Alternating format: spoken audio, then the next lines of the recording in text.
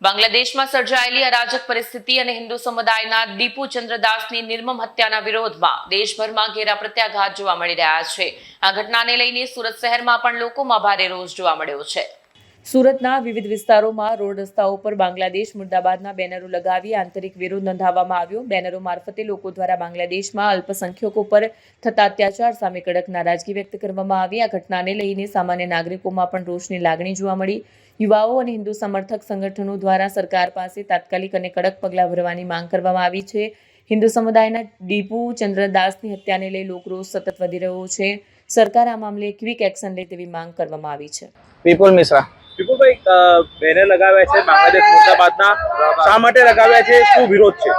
વિરોધ એ માટે છે, અમારે બાંગ્લાદેશમાં જે હિન્દુ ભાઈઓ અત્યાચારે ટાર્ગેટ કરવામાં આવે છે હિન્દુ સમાજને, એના વિરોધમાં બાંગ્લાદેશ મુર્દાબાદના અમે બેનરો ચિપકાવેલા છે। કઈ જગ્યાએ તમે બેનરો લગાવ્યા છે?